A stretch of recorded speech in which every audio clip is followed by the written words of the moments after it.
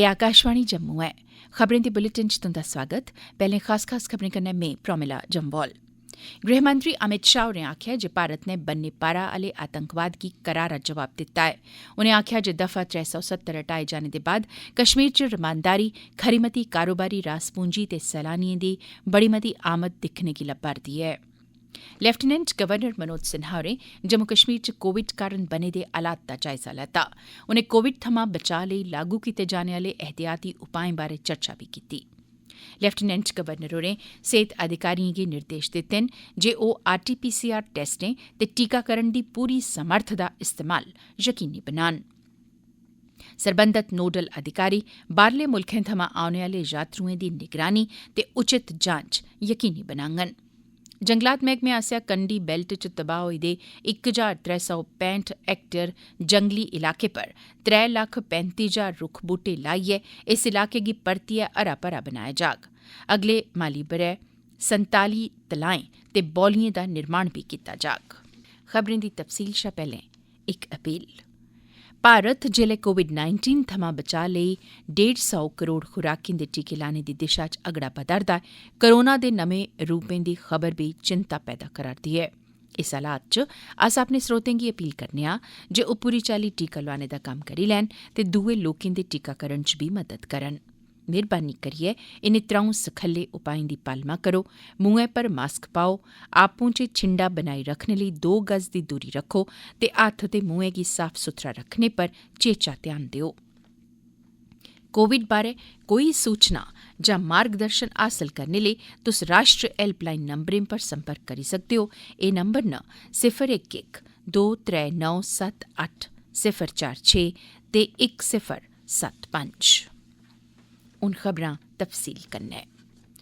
केंद्री गृहमंत्री अमित शाह होरें आखेआ ऐ जे 2019 च दफा 370 हटाए जाने दे बाद कश्मीर च रमानदारी, खरी कारोबारी रास पूंजी ते सैलानिएं दी बड़ी मती आमद दिक्खने गी लब्भा'रदी ऐ।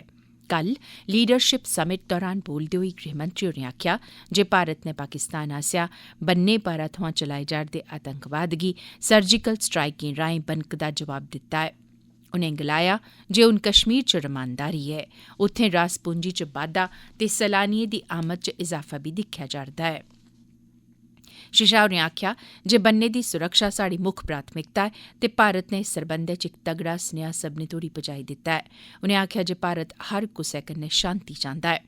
जम्मू कश्मीर च चुनाएं बारै उनें आखेआ जे जम्मू कश्मीर च हदबंदी दा कम्म चला'रदा ऐ, जेह्दे परैंत चुनां करोआए जाङन ते ओह्दे मगरा भी जम्मू कश्मीर गी रियासत दा दर्जा वापस देने दी प्रक्रिया शुरू कीती जाग।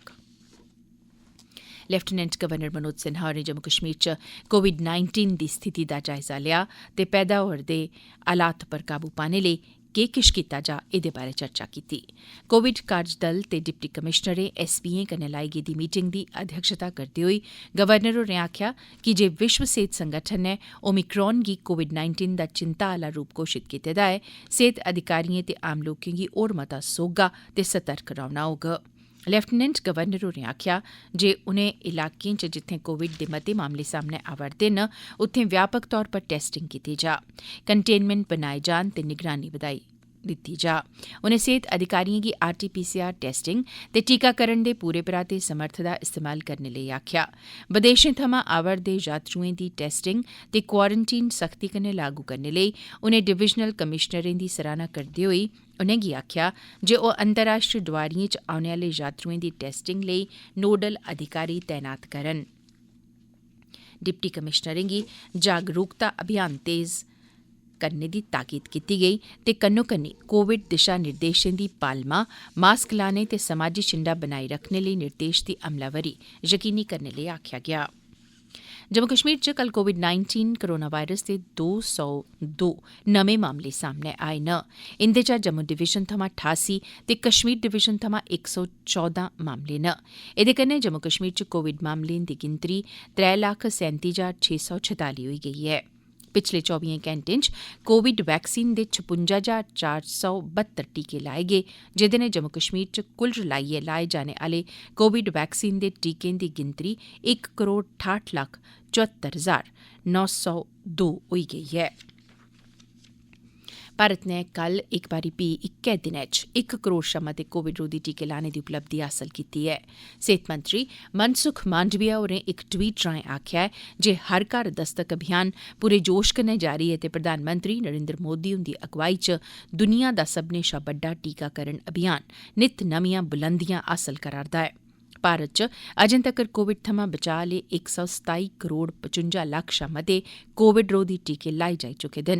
मंत्रालय मुजब पिछले 24 घैंटें दौरान मुल्ख भरै च 8,190 कोविड कसरी बल होए न ते ऐल्लै कोविड थमां ठीक होने आह्लें दी राष्ट्री दर 98.35% ऐ। उआं पिछले 24 घैंटें दौरान मुल्ख भरै थमां कोविड दे 8,603 नमें मामले बी सामने आए न। कार्मिक जन शकैत ते पेंशन विभागें दे केंद्री राज्यमंत्री डॉ जितेंद्र सिंह होरें आखेआ जे विभागें च लोकें दियां शकैतां नबेड़ने दी दर बधियै 95 थमां 100% होई गेई ऐ। कल भुवनेश्वर ओडिशा च बेहतर प्रशासन बारै करोआई गेदी इक प्रांतीय कांफ्रेंस दे समापन समारोह गी संबोधित करदे होई मंत्री होरें आखेआ जे एह् प्रधानमंत्री हुंदे आसेआ घट्टोघट्ट सरकार बद्धोबद्ध प्रशासन पर जोर पाने करी गै मुमकन होई सकेआ ऐ। एह् खबरां तुस आकाशवाणी जम्मू परा सुना'रदे ओ। जंगलात ते पर्यावरण मैह्कमे दे कमिशनर सैक्रेटरी संजीव वर्मा होरें कल कठुआ जिले दे कंडी इलाकें दा व्यापक दौरा लाया। इस मौके सरबंधत अधिकारिएं उनेंगी दस्सेआ जे जंगलात मैह्कमा कंडी बेल्ट च तबाह होए दे 1,365 हेक्टेयर जंगली इलाके पर 3,35,000 रुक्ख बूह्टे लाइयै इस इलाके गी परतियै हरा भरा बनाने दी मंशा रखदा ऐ।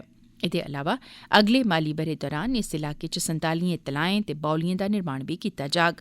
कमिशनर सैक्रेटरी होरें मिट्टी ते पानी दे संरक्षण सरबंधी मैह्कमे आसेआ बनाए गेदे बड्डे तलाएं लेई प्रबंधन योजना तैयार करने ते इंदी हिफाजत ते प्रबंधन लेई मकामी युवा क्लबें गी कन्नै जोड़ने दे निर्देश दित्ते न। सुरक्षाबलें कल बडगाम च इक आतंकवादी गी गिरफ्तार कीता ते ओह्दे कब्जे शा हथियार असला बरामद कीता।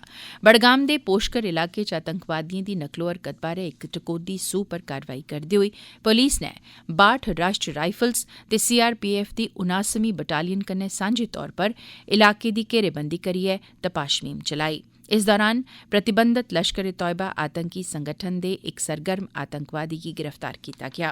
ओह्दी पंछान बडगाम जिले दे पेटजानिगम बीरवाह दे बसनीक अब्दुल हमीद नाथ दे तौरा पर कीती गेई ऐ। ओह्दे कब्जे थमां इक पिस्तौल, इक मैगजीन, पिस्तौल दे 5 रौंद ते इक चीनी ग्रेनेड बरामद कीता गेआ। अपने गाह्कें दिएं रोजमर्रा दिएं अदायगिएं ते लैन देन गी मता सखल्ला ते सुरक्षत बनाने लेई जम्मू कश्मीर बैंक नै नमें सिरेआ तैयार कीती गेदी अपनी mobile banking app M-Pay delight गी शुरू कीता है। J&K बैंक दे chief managing director R.K. Chibber होरें कल इस मोबाइल बैंकिंग ऐप गी शुरू करोआया।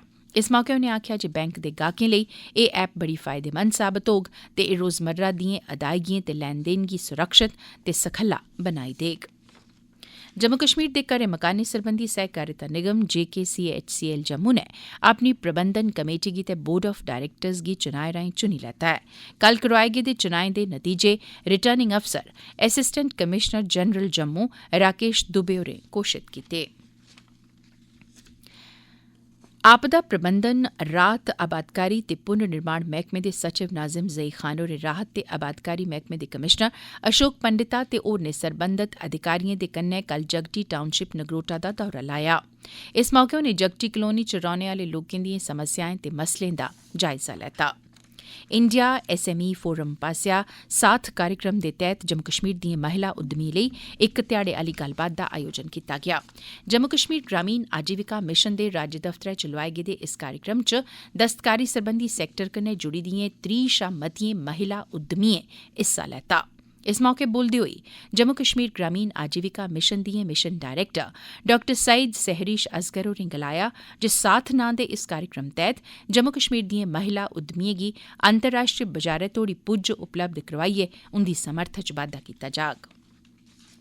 आखर च खास खबरां इक बारी परतियै।